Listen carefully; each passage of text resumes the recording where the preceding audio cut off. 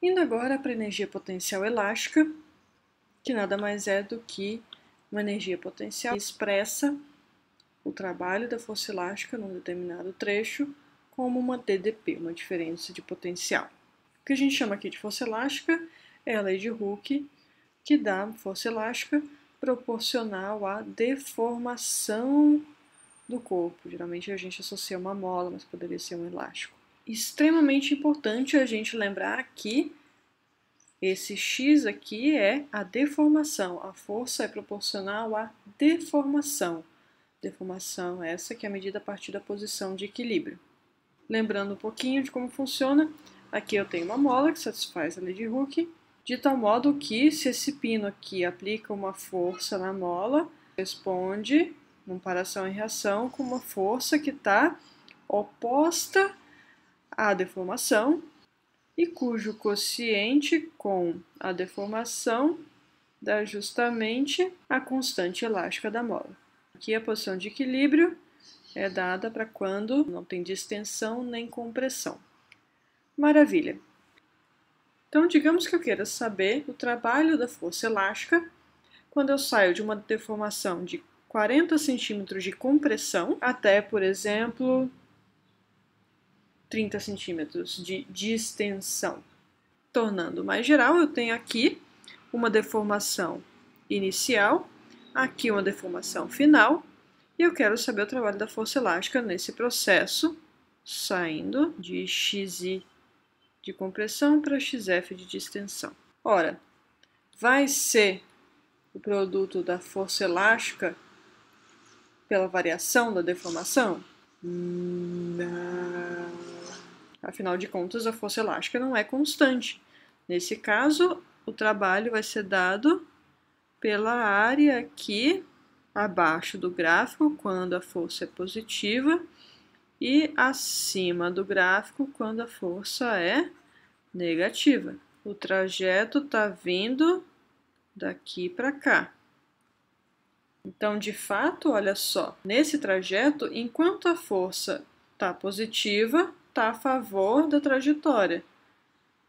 Enquanto a força está negativa, está contrária à trajetória.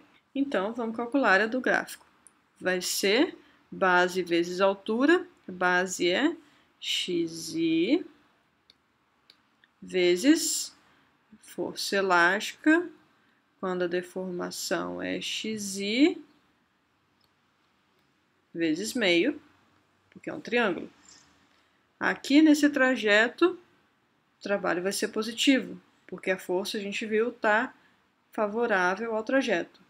No que a força inverte o sinal, mas o trajeto continua no mesmo, trajeto e força vão ter sentidos opostos, então a gente vai ter um trabalho negativo. Base vezes altura sobre 2. Uma coisa importante, como eu estou fazendo esse cálculo geométrico da área, base e altura são positivas aqui. Aqui eu já contei o sinal do trabalho, então isso daqui vai ser em módulo.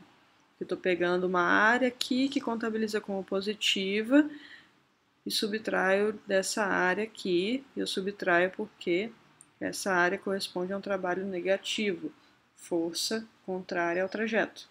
Perfeito. Se a gente seguir o cálculo, a gente tem, então, deformação inicial sobre 2 vezes módulo da força elástica, uma deformação inicial que vai ser, de novo, em módulo, isso daqui, menos deformação final sobre 2, módulo da deformação final vezes a constante elástica, que é a força elástica no final em módulo.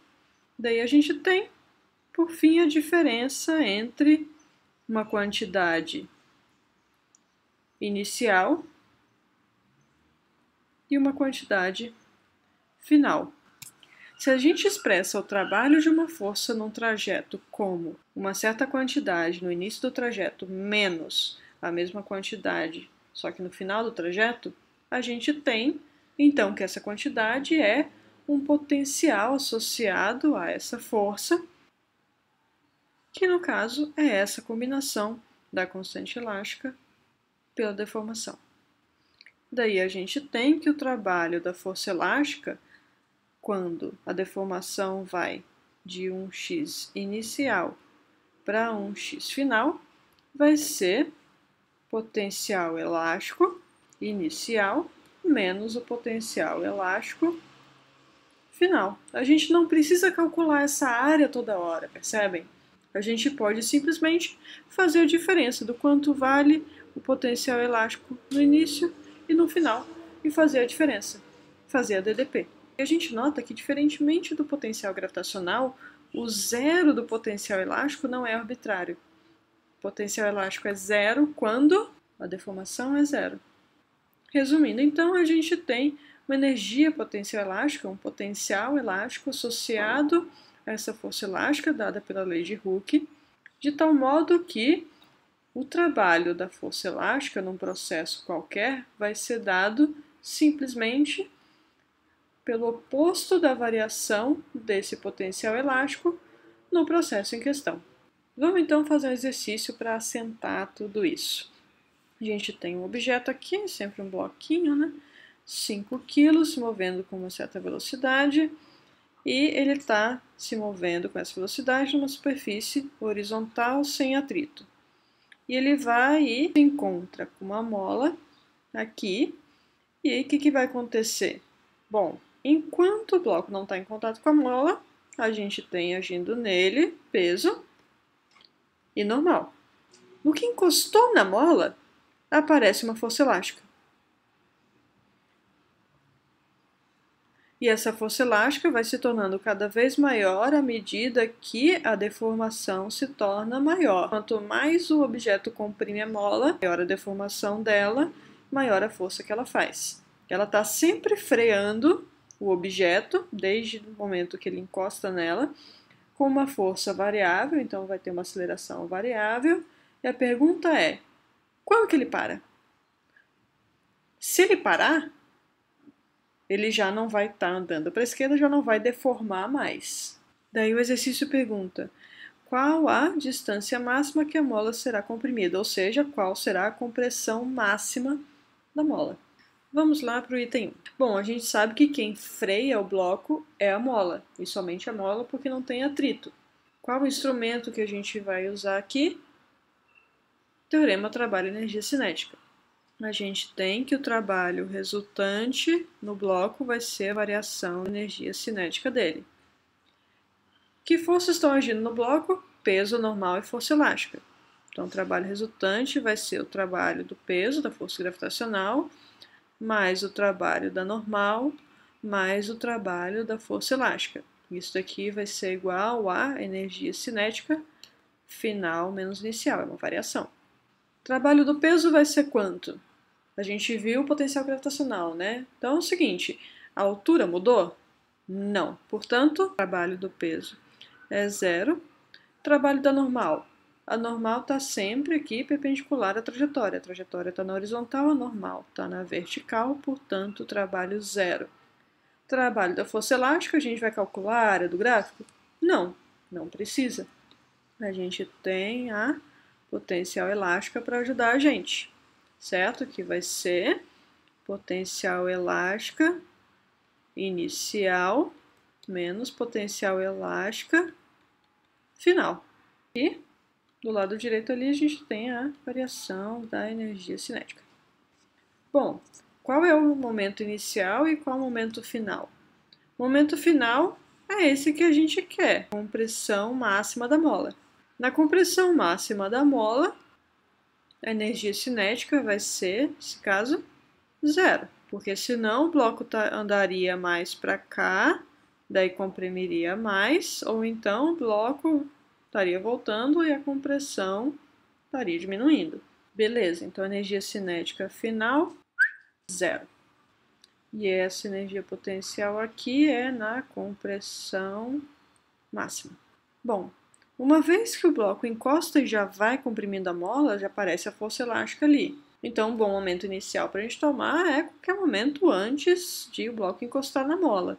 Em qualquer momento desses, qual a deformação da mola? Zero. Portanto, potencial inicial, zero. Energia cinética inicial, vai ser com esse V0 aqui. Portanto, a gente tem menos o potencial elástico, K sobre 2, vezes a deformação, na deformação máxima. Vai ser igual a 0 menos a energia cinética inicial, que é quando a velocidade é V0. 2 cancelou. Quem que a gente quer mesmo? Compressão máxima. Então, vamos isolar ela aqui. A compressão máxima ao quadrado vai ser massa sobre constante elástica vezes V0 ao quadrado.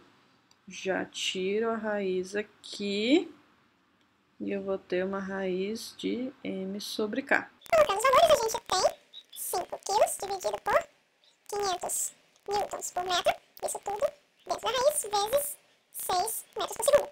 Lembrando que newton é quilograma vezes metro por segundo ao quadrado. Então, essa unidade aqui vai ser segundo ao quadrado dentro da raiz. Saindo da raiz, a gente vai ter segundo vezes metro por segundo, que vai dar em metros. 1 sobre 100, raiz de 1 sobre 100 é 1 sobre 10. Portanto, 0,6 metros. Indo para o item 2, para que valor de V0, ou seja, com que velocidade que a gente tem que colocar nesse bloco aqui, para ele comprimir um máximo de 15 centímetros na mola. As condições gerais são as mesmas.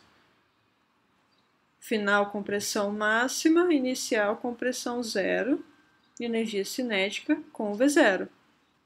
Então, essa expressão aqui que a gente teve antes de aplicar os valores ainda está valendo.